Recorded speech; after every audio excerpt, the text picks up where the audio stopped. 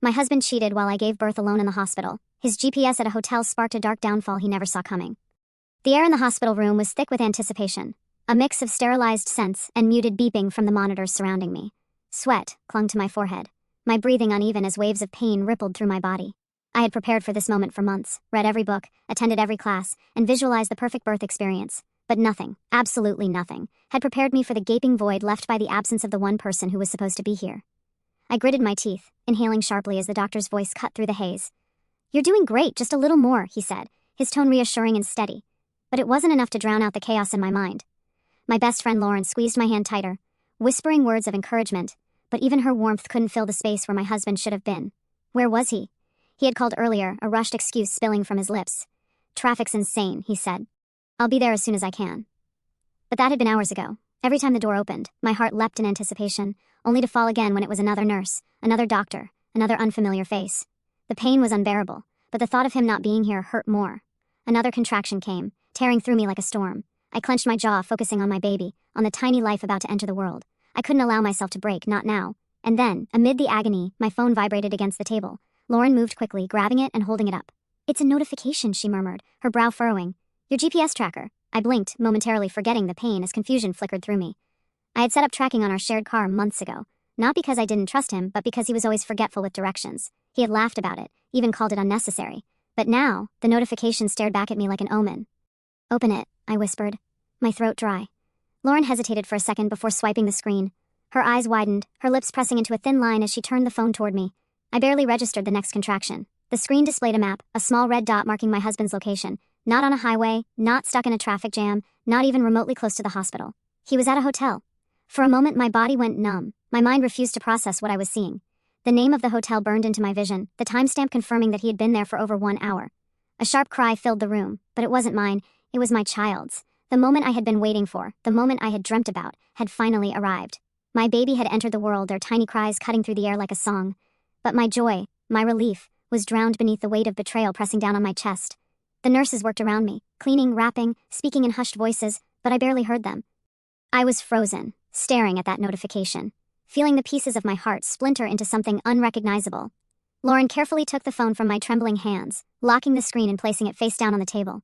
She knew, she understood, that this moment, the arrival of my child, needed to be my priority.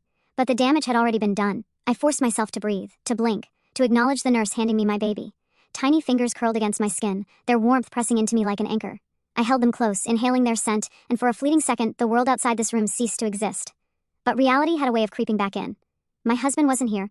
He wasn't caught in traffic. He wasn't frantically trying to reach me. He had chosen to be somewhere else, to betray me on the most important day of our lives. And he thought I wouldn't find out. A slow, quiet rage started to unfurl inside me, deeper than any pain I had felt during labor. I wasn't just hurt. I wasn't just disappointed. I was furious. But I wouldn't scream. I wouldn't cry. I wouldn't let my emotions spiral out of control. Not yet. I pressed a soft kiss to my baby's forehead, my voice steady when I finally spoke. "I'm going to make sure he never forgets this day." Lauren met my gaze, her expression unreadable. "What are you going to do?" I exhaled slowly, feeling the first seeds of my plan take root. He wanted to avoid this moment? Fine. But soon I'll make sure he relives it in a way he never imagined. My husband thought he had gotten away with it. He had no idea what was coming. I held my newborn close, my heart pounding with an intensity I had never felt before. The warmth of their tiny bodies should have been the only thing consuming me, their soft breaths the only sound I focused on. But my mind refused to let go of what I had seen. That GPS notification, blinking like a cruel reminder, had shattered the illusion I had clung to for so long. Lauren stood beside me, silent but watchful. She had always been the kind of friend who knew when to push and when to wait. Right now, she waited, but I could feel the weight of her thoughts pressing against mine. The door creaked open, and I braced myself, my breath catching in my throat. And there he was, my husband. His face was carefully arranged into an expression of guilt and concern, but his eyes betrayed him. He had rehearsed this, planned his entrance, maybe even practiced what he was going to say, but nothing could prepare him for what was about to come. He moved toward me slowly, placing a bouquet of flowers on the side table. "Hey, sweetheart," he murmured, his voice softer than usual. "I'm so sorry. The traffic was unbelievable." I didn't respond immediately. Instead, I studied him, searching for any sign of remorse. His shirt was slightly wrinkled, his hair slightly disheveled, but not from stress, from something else. I had spent years memorizing this man, knowing when he was lying, when he was hiding something. I had never been more certain of his betrayal than I was at this moment. Lauren shifted beside me, her hands clenched into tight fists. She wanted to say something, but I gave her the smallest shake of my head. "Not now, not yet." He took a seat beside me, reaching for my hand.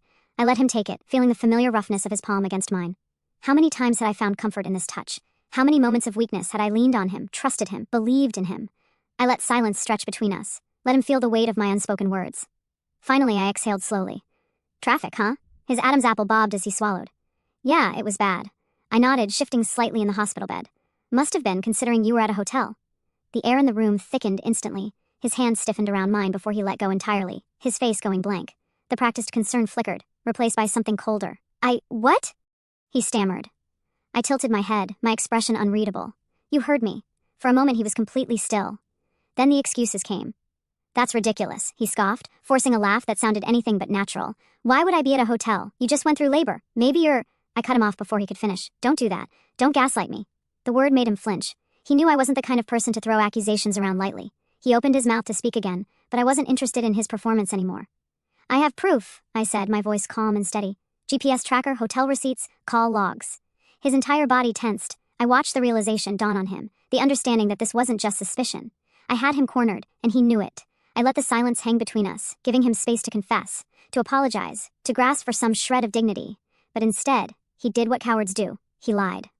That's not what it looks like, he said quickly, his voice suddenly urgent.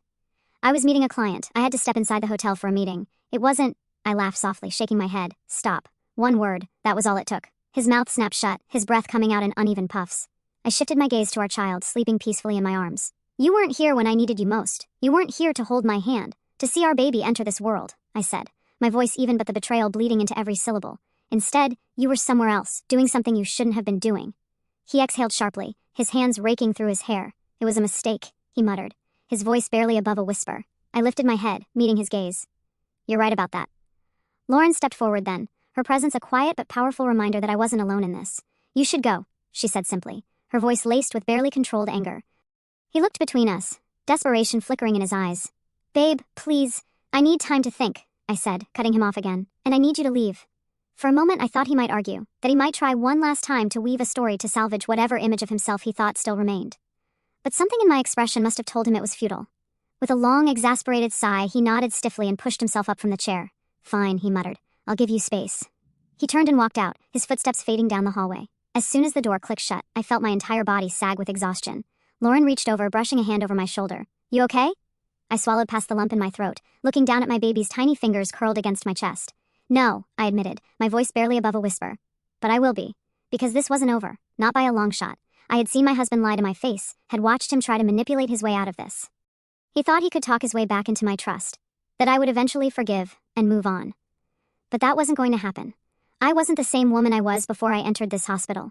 The moment I had held my child for the first time, something had shifted inside me. I wasn't just a wife anymore. I was a mother, and I would not allow my child to grow up watching their father treat their mother with such disrespect.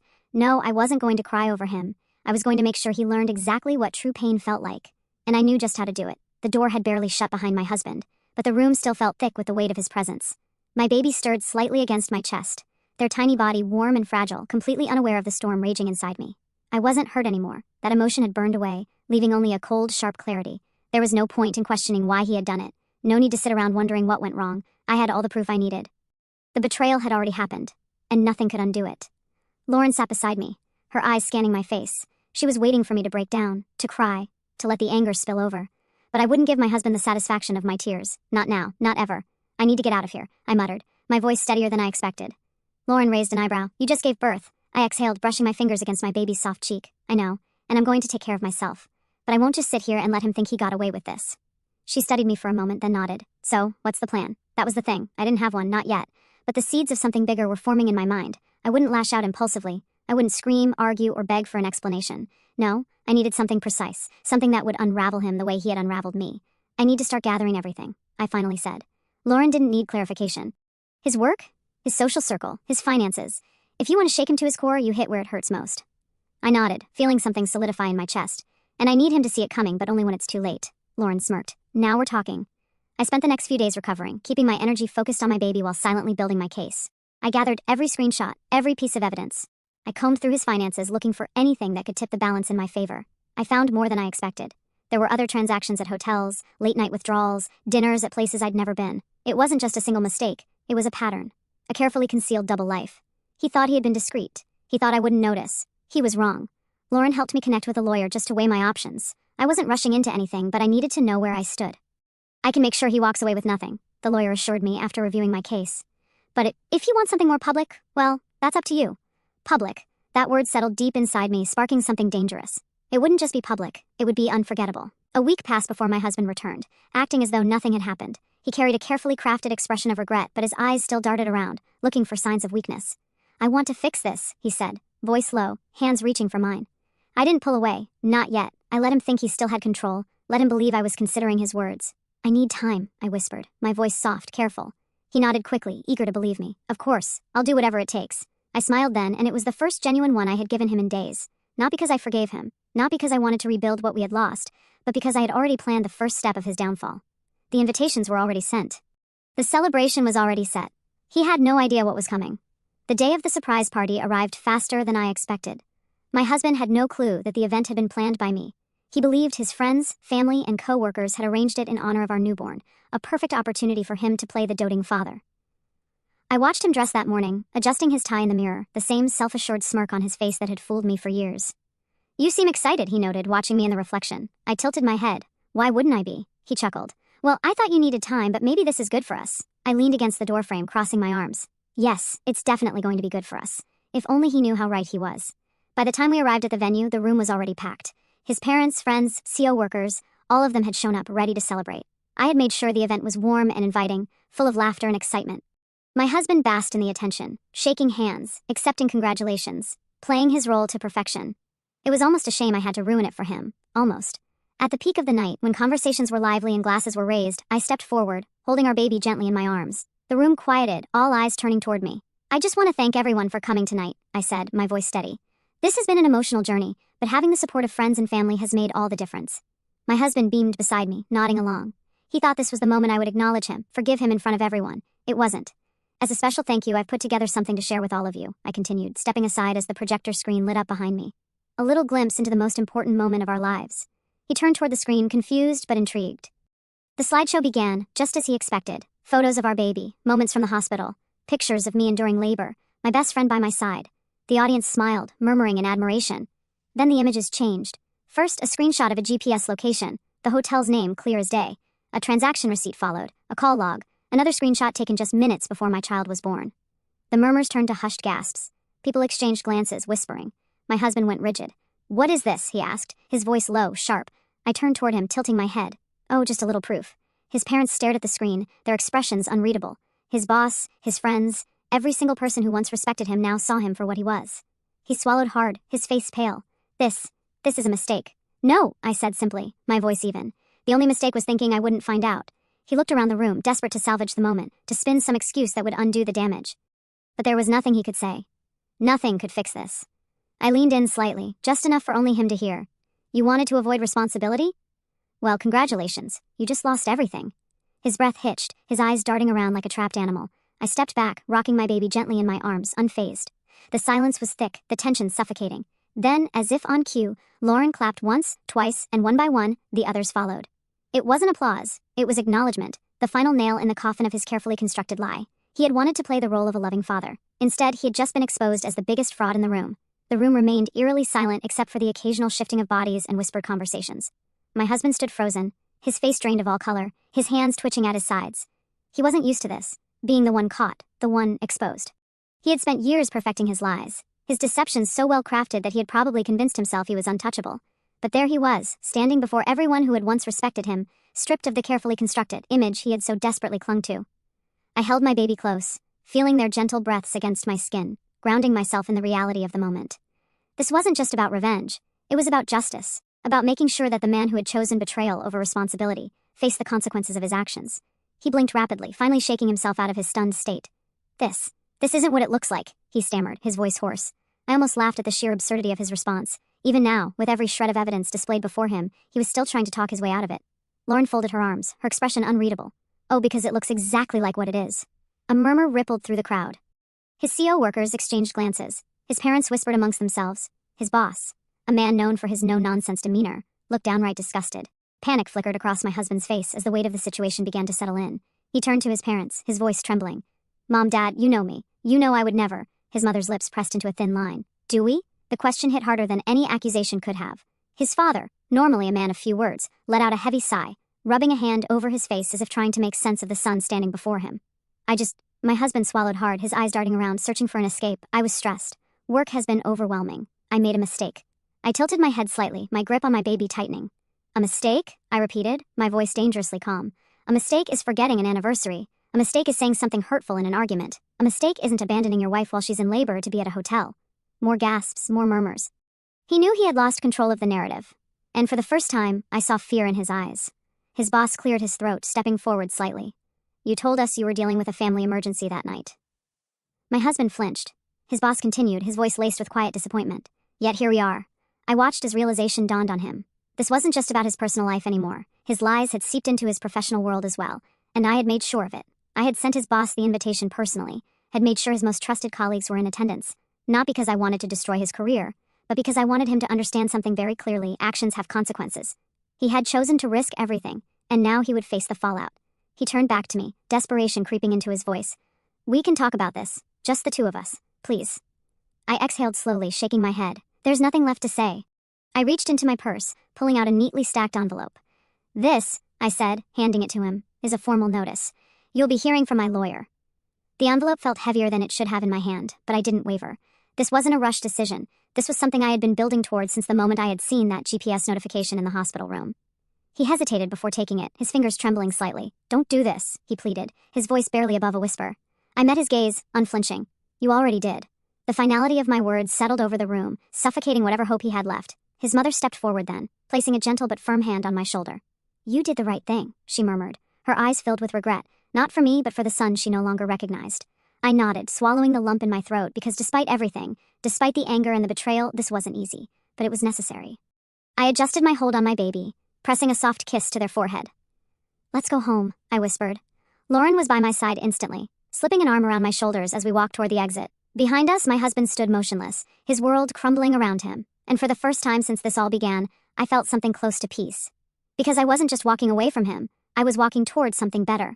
As I walked out of the venue with my baby nestled in my arms, a cool breeze swept through the night air, carrying with it the remnants of whispered conversations and shocked gasps left behind in that room. I had done what I came to do, exposed the betrayal, dismantled the carefully crafted web of lies my husband had spun for so long, and walked away with my dignity intact. But this wasn't the end. This was merely the beginning. Lauren walked beside me, silent for a moment, processing everything that had just unfolded. Then she let out a slow exhale, shaking her head in awe. That was legendary. I managed a small smile, though the weight of everything I had done still settled heavily on my chest. It had to be. She glanced back toward the building, where I imagined my husband was still standing, frozen in the aftermath of his downfall. I don't think he'll ever recover from that, she murmured.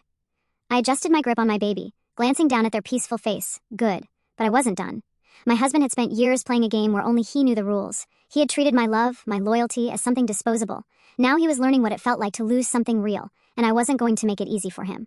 The next few days passed in a blur of paperwork, legal meetings, and silent phone calls that went unanswered.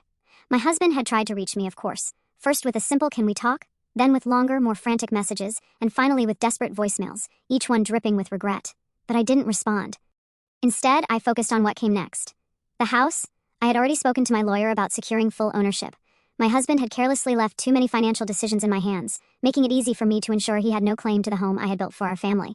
His finances, a disaster waiting to happen. I had discovered through quiet investigation that he had been juggling debts he thought I didn't know about: loans, credit cards, expenses that had no explanations. He had stretched himself thin, assuming he would always have me as his safety net. He was wrong. But the real masterpiece of my plan wasn't in taking back what was mine. It was in making sure he understood on a level so deep it would haunt him. Exactly what he had thrown away. The final stage of my setup came in the form of an elegant event. Another gathering, though this time it was completely orchestrated by me. An intimate evening of celebration, not for him, but for me. I invited everyone who had attended the surprise party. Friends, family, colleagues, people who had once viewed me as just his wife, standing quietly beside him. Now they would see me as something else entirely. When he arrived, I made sure he saw everything clearly: the warm embraces, the laughter, the way I moved through the room with a sense of confidence that he had never allowed me to fully embrace. And when he finally approached me, hesitating as though unsure whether he was even allowed to be near me, I simply raised an eyebrow. This is a private event, I said smoothly, sipping from my glass. I don't recall inviting you. His throat bobbed as he swallowed, shifting uncomfortably under the weight of every eye in the room watching him. I wanted to talk. I tilted my head slightly, studying him. He looked different now. The same tailored suit, the same polished appearance, but there was something missing. That air of arrogance, the unshakable confidence he had carried so effortlessly, was gone. Good. You should go, I said gently, my voice devoid of the anger that had once consumed me. Because I didn't need anger anymore. I had already won. He hesitated, his fingers clenching at his sides as though searching for something, anything, to say that might change the inevitable. But there was nothing left to salvage. He had made his choice and I had made mine. As he turned and walked away, disappearing into the night, I exhaled softly, feeling a strange sense of peace settle over me. Revenge wasn't about destroying someone, it wasn't about hate, it was about justice, and justice had never tasted sweeter. As my husband disappeared into the night, the air around me felt unburdened. Conversations swirled in the background, warm laughter mixed with the clinking of glasses. But I stood still for a moment, absorbing the weight of what had just happened. He was gone, not just from this event, but from my life. Lauren appeared beside me, her presence grounding. You okay? She asked, her voice softer than usual. I turned to face her, exhaling slowly. Better than I've been in a long time, and it was true. For so long I had carried the weight of his betrayal, the pain of knowing that the man I had trusted, the man I had built a life with, had chosen deception over love. But now he was nothing more than a fading chapter in my story. I looked around the room, taking in the faces of people who had stood by me, supported me, believed in me, even when I had struggled to believe in myself. This wasn't just a celebration of my child's arrival.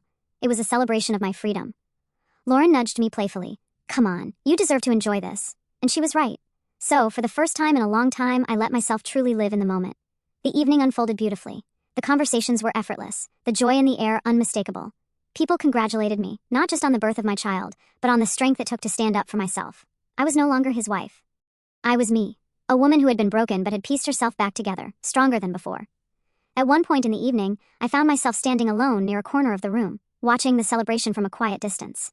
The energy was infectious, but I needed a moment to myself, a moment to truly process everything. Lauren joined me again, handing me a glass of sparkling cider. You did it, she said simply. I took the glass, swirling the liquid thoughtfully. Yeah, I murmured, I did. She leaned against the wall, studying me. So, what's next? It was a fair question. For so long, my life had revolved around my marriage, my role as a wife, my place in a partnership that had ultimately been built on deception. But now that chapter was over. I took a slow sip, letting the crispness of the drink ground me. I start over. Lauren's lips curved into a proud smile. And how does that feel? I glanced down at my child, asleep in my arms, their tiny fingers curled into a fist. Liberating.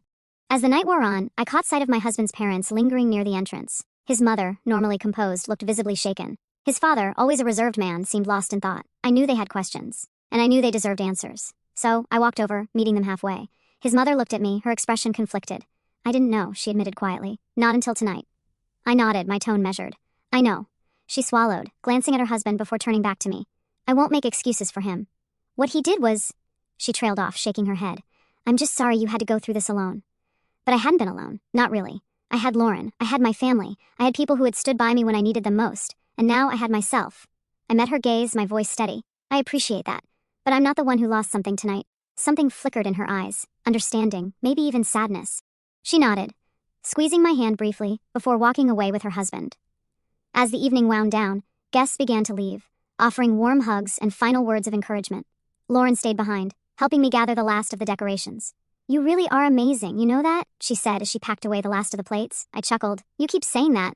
Because it's true, she insisted. You could have handled this so many different ways, but you chose the high road. And you didn't just walk away, you walked away with grace. I smiled at that because in the end, that was all I had ever wanted. To leave with my dignity intact, to reclaim my life on my own terms. And I had. As I stepped outside, breathing in the night air, I felt something inside me settle. I had spent so much time holding on to anger, to betrayal, to the pain of knowing I had been lied to. But now I was free. And as I looked down at my child safe in my arms, I knew that the best part of my story was just beginning. As I stood outside the venue, my baby cradled securely in my arms, the cold night air wrapped around me like a quiet reminder. I was free. The burden of deception, of false love, had been lifted. The weight I had carried for so long no longer defined me. But there was still one final moment left to unfold. Lauren came up beside me, shoving her hands into her coat pockets. You ready for this? She asked, nodding toward the parking lot. I followed her gaze and found him standing there, my husband. No longer the confident, composed man he once was, he looked smaller now, not physically but emotionally. His posture lacked its usual arrogance, his face shadowed with something close to regret.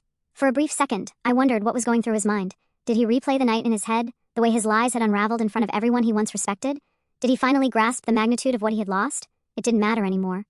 I shifted my baby in my arms and walked toward him, my heels clicking softly against the pavement. He straightened as I approached, as if expecting me to say something first, but I let the silence hang between us, let him feel the discomfort, the weight of everything he had thrown away. Finally he spoke. You really did all this, he murmured, his voice barely above a whisper. I tilted my head, unfazed. You gave me no choice. He exhaled sharply, shaking his head. I know I messed up. I almost laughed at the understatement. Messed up, that didn't begin to describe it. But I didn't let anger cloud this moment. I had already won, and he knew it. What do you want? I asked, my voice even. His gaze flickered to our child, his expression softening. I want to fix this. I let the words settle before responding. You don't fix something you shattered beyond repair. He flinched, and for the first time I saw true desperation in his eyes. I was stupid, he admitted, running a hand through his disheveled hair. I wasn't thinking. I was selfish. I raised an eyebrow. And now you suddenly understand that? His silence told me everything. I sighed, shifting slightly. You want me to say something that makes you feel better, that somehow lessens what you did? I shook my head. I won't. His jaw tensed. I just want another chance. I let out a quiet laugh, not cruel, not loud, just a small amused chuckle at the absurdity of his request. Another chance? I repeated. You had a chance. You had thousands of them. You had one when I called you from the hospital waiting for you to show up. You had another when you were at that hotel, knowing exactly where you should have been. You had all the time in the world to make a different choice. He swallowed hard, looking away. I took a deep breath, feeling the finality of this moment settle inside me. This isn't a story where you get a second chance, where you realize too late that you threw away something good, I said, my voice steady. This is real life. And in real life, choices have consequences.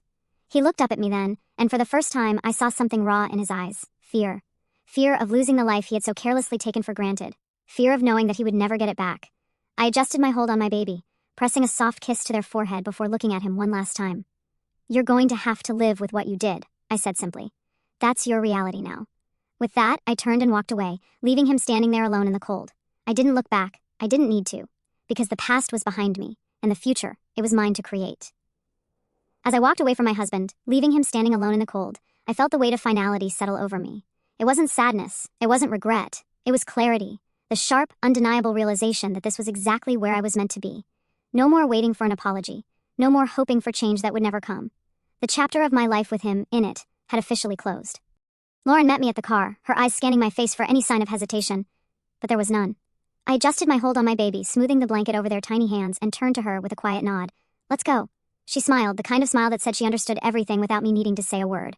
Proud of you, she murmured as she opened the door for me. As we drove away, I allowed myself one last glance in the rearview mirror. He was still standing there, shoulders hunched, his breath visible in the cold night air. He looked smaller now, stripped of the arrogance that once defined him. He had spent years believing he was untouchable, that his actions would never have real consequences. Now he knew better. The next morning, I woke up to the soft hum of my baby breathing beside me. The world outside was quiet, the kind of early morning stillness that felt almost sacred. For the first time in months, my heart didn't feel heavy.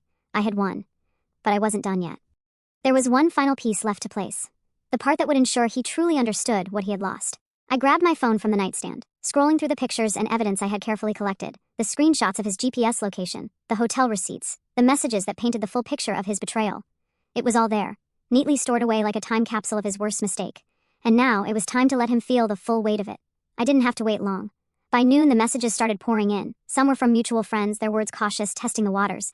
Others were more direct. Colleagues, acquaintances, people who had once admired my husband and were now questioning everything they thought they knew about him. And then, finally, the inevitable, a call from him. I let it ring once, twice, then voicemail, then another call and another. By the fourth, I picked up, not because I wanted to hear his voice, but because I wanted him to hear mine. Why are you doing this? His voice was raw, a mixture of frustration and something dangerously close to desperation. I took a slow breath. Doing what? He let out a sharp exhale. You know what I mean, people are talking. My boss, he called me this morning. I leaned against the kitchen counter, adjusting my grip on the phone. Did he? What a shame. He stopped himself, probably realizing that anger wasn't the way to go. You've made your point, all right? I get it. I closed my eyes, allowing a beat of silence before responding. No, I don't think you do. His breathing was uneven, like he was pacing. You're ruining me. I let out a quiet laugh. No, I corrected. You ruined yourself. I just made sure people saw it. A pause, then softer this time, please. I can fix this. I shook my head, even though he couldn't see me. You can't fix something that was never real to begin with.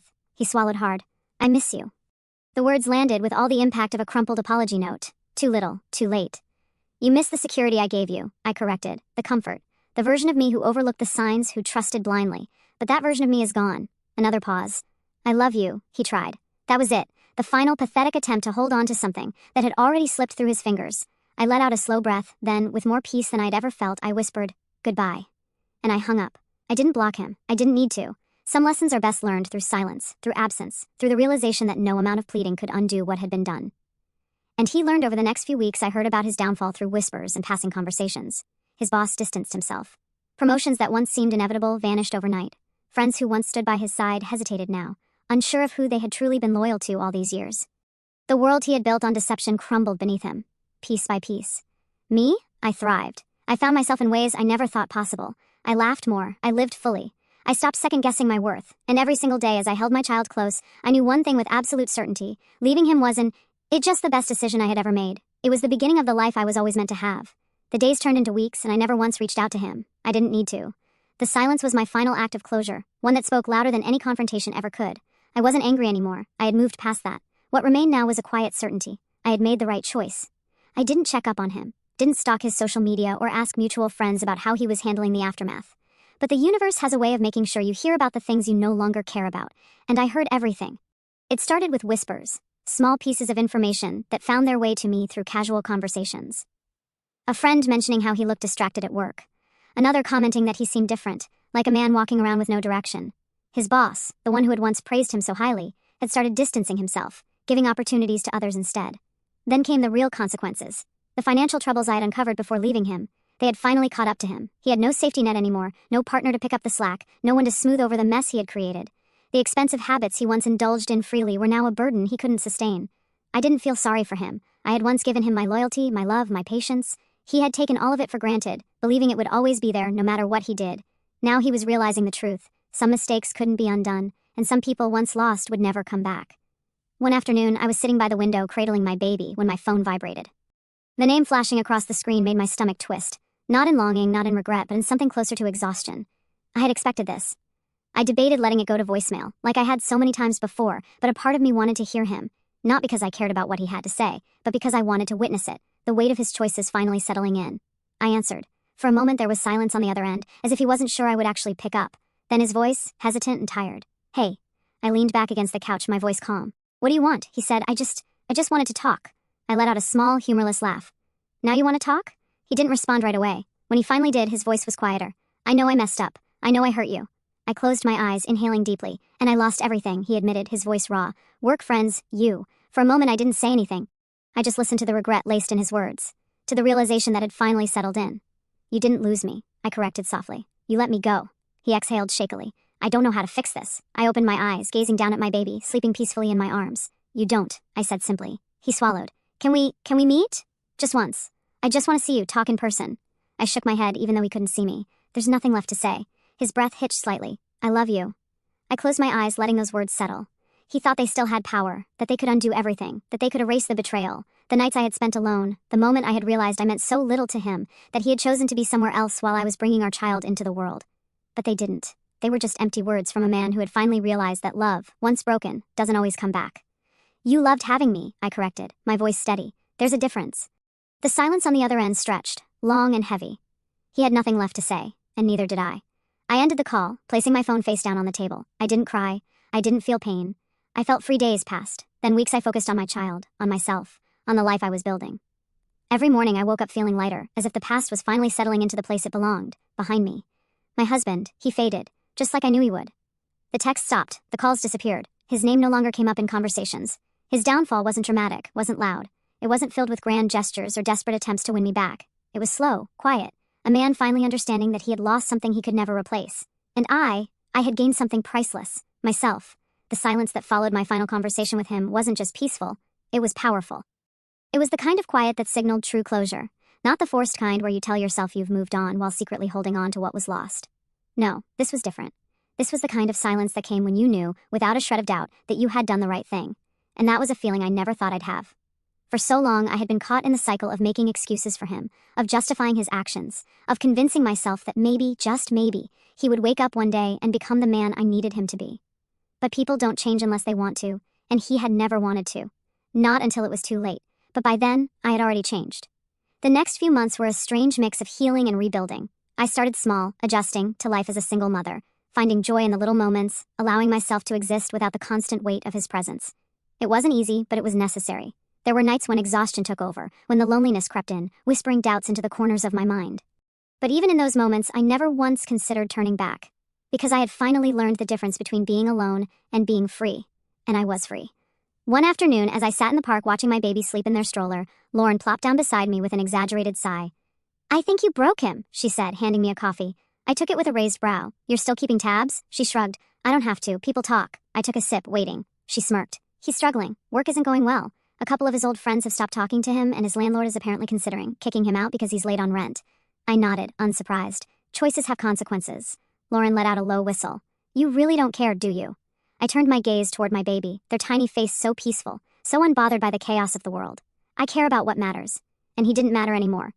A few weeks later, I found myself standing in front of a mirror, adjusting the neckline of my dress. It had been a long time since I had gone anywhere that wasn't baby-related. A grocery store, a doctor's appointment, a late-night pharmacy run. But tonight was different. Tonight was about me. Lauren had convinced me to attend a charity gala, something I would have previously gone to as his wife, standing dutifully by his side while he shook hands and collected compliments. But tonight, I was going as me. I wasn't sure what to expect, but I walked in with my head high, feeling lighter than I had in years. The event was elegant, filled with people I had once known in a different context, when I was defined by the man I stood beside rather than the woman I had become. Some people were surprised to see me. Others greeted me warmly, and a few whispered behind their hands, likely still processing everything they had learned about my past. But none of it mattered, because I knew who I was now. And then, because life has a way of delivering finality unexpected ways, I saw him. He was standing near the bar, alone, a drink in his hand that he had barely touched. He looked the same but different, his suit slightly wrinkled, his posture not as confident, his eyes scanning the room as if he were searching for something he had long since lost. For a brief moment, our eyes met, and in that moment, I saw it all. The regret, the realization, the weight of everything he had lost. He started to move toward me, but I simply turned away. There was nothing left to say, nothing left to feel. I wasn't angry, I wasn't sad, I wasn't bitter, I was free. That night, as I put my baby to sleep, I ran my fingers gently over their tiny hands, marveling at how something so small could hold so much of my heart. For the first time in years, I wasn't looking back. I wasn't waiting for closure, because I had created my own. I wasn't wondering if he missed me, because it didn't matter. I had walked away with my dignity, my peace, and my future still intact. And that was the best revenge of all.